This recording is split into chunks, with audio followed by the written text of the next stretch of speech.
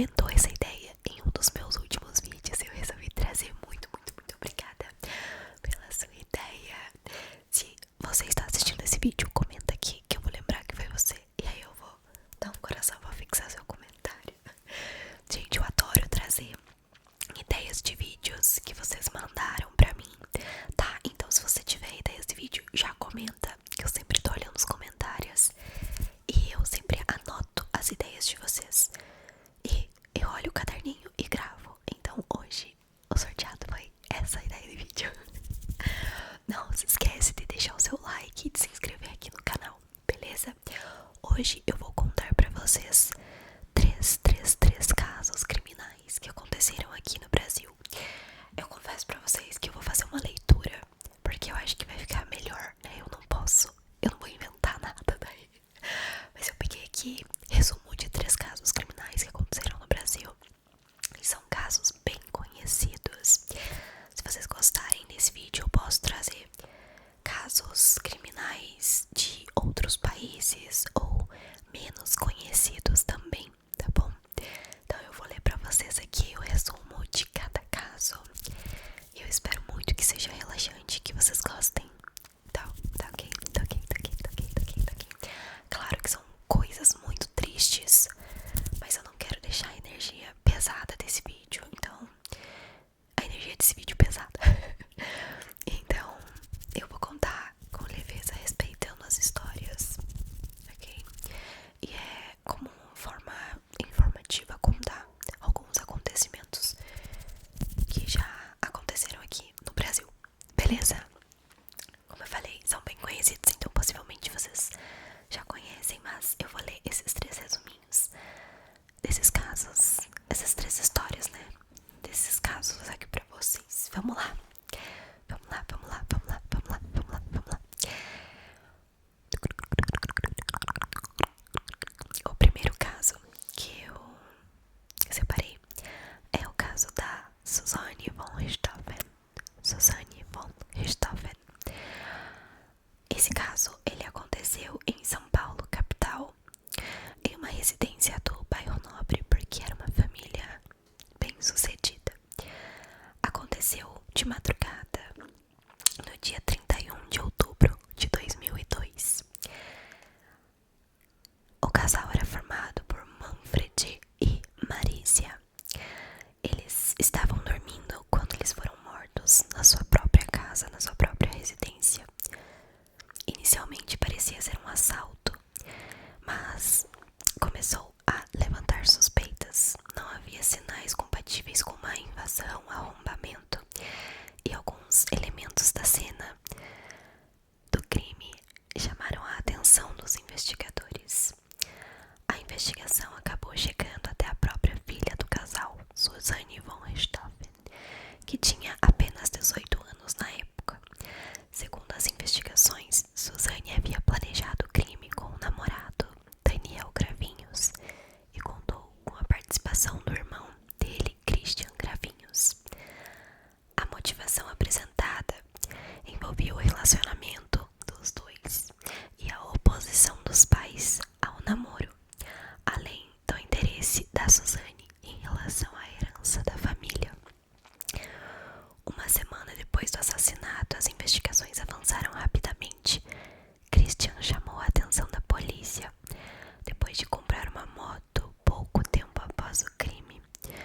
Christian era o irmão de Daniel, namorado da Suzanne. Pressionado durante os interrogatórios, ele confessou que participou do crime.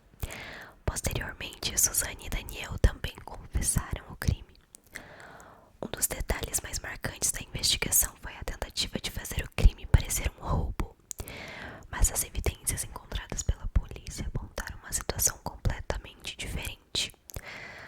O caso provocou enorme comoção no Brasil, porque a suspeita principal não era uma pessoa desconhecida da família,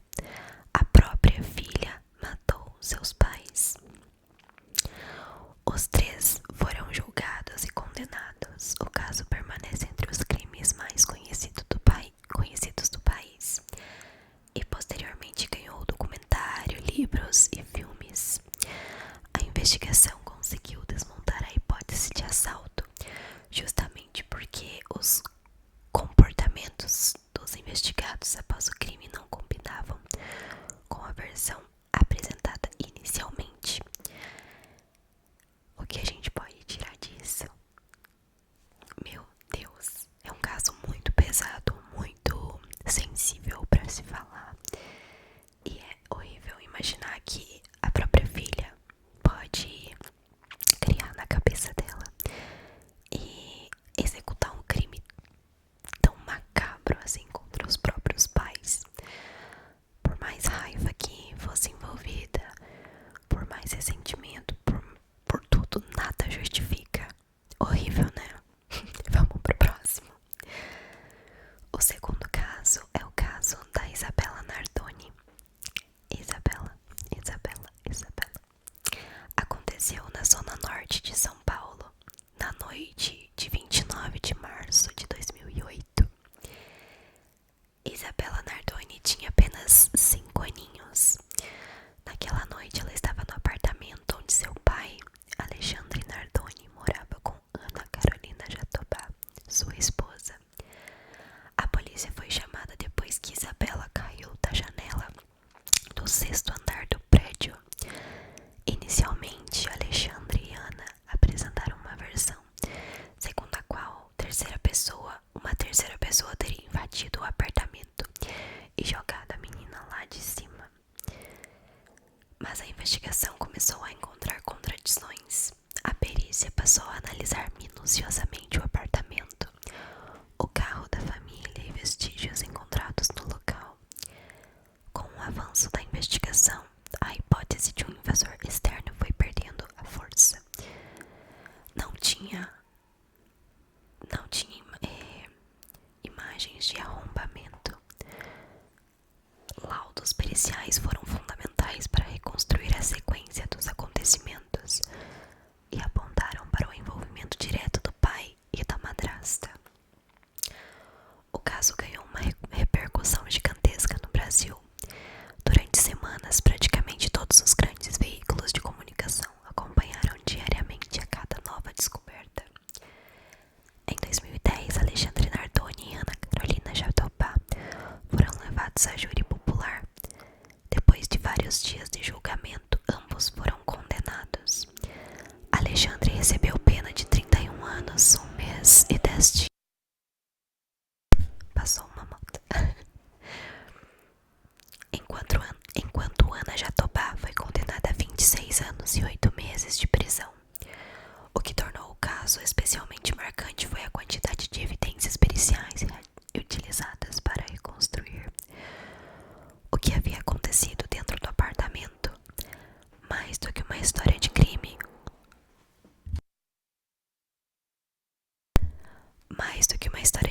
o caso Isabela se tornou um dos exemplos mais conhecidos no Brasil de como a perícia pode desmontar uma versão inicialmente apresentada pelos suspeitos. Encontraram vários vestígios pelo apartamento e fizeram uma boa reconstrução na cronologia do crime para chegar nesse resultado. Mas um crime muito macabro. O pai e a madrasta mataram uma criança, uma menina. Gente, isso é horrível, né? E ainda tiveram o sangue frio de falar que não foram eles.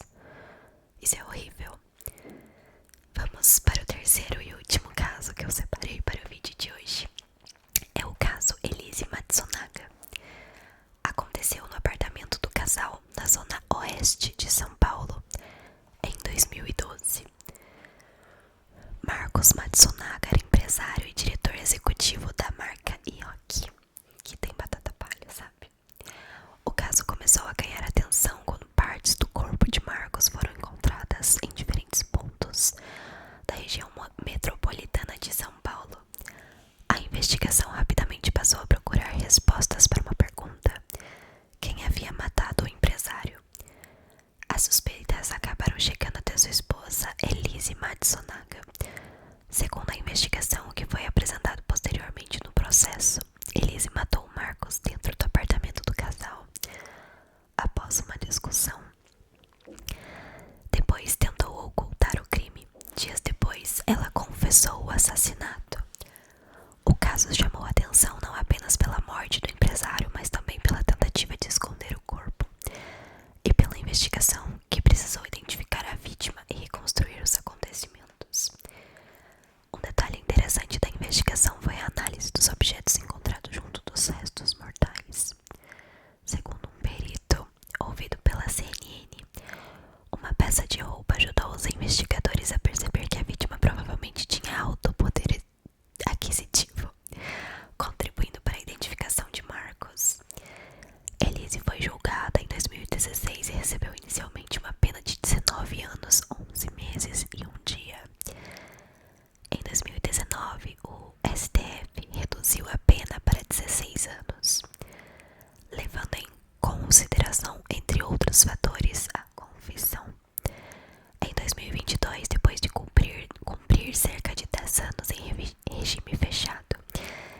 ele se conseguiu o direito de cumprir o restante da pena em liberdade condicional. O caso costuma ser O caso continua sendo bastante conhecido, já foi retratado em documentários e produções de ficção. Gente, outro caso macabro, né? Ela separou os membros do cara. Eu tô rindo, mas, gente, parando pra pensar, é muito louco. Eu assisti uma série que fala sobre esses casos. É muito interessante. O nome da série é Tremembé. Agora eu não lembro em qual streaming eu assisti, mas é muito boa porque você vê como foi a prisão de todas essas pessoas desses casos na mesma prisão. Então todas essas pessoas aqui, elas foram presas na mesma prisão. E é muito legal porque o começo dos episódios retrata cada um desses casos, então retrata como aconteceu cada crime. E enfim, gente, é muito interessante. É muito interessante, não tem muita palavra pra usar. Usar a palavra legal é meio complicado porque, né, foram crimes que aconteceram, coisas terríveis com pessoas inocentes, tirando o Marcos Matsunaga, né? Mas, enfim, gente, é muito louco parar pra pensar que pessoas têm, né, esse sangue frio de fazer esse tipo de coisa. É loucura. Mas enfim, esse foi o vídeo de hoje. Se vocês quiserem, eu trago mais vídeos assim, sussurrando, lendo casos criminais. Se vocês quiserem, eu explico de outra forma também. Mas é isso, gente. Deixem seus feedbacks aqui nos comentários, ok? E é isso. A gente se encontra no próximo vídeo aqui do canal. Lembrando, se você tem ideias de vídeo, comenta aqui, porque eu sempre tô trazendo as ideias de vocês. E é muito legal, gente. Eu adoro gravar exatamente o que vocês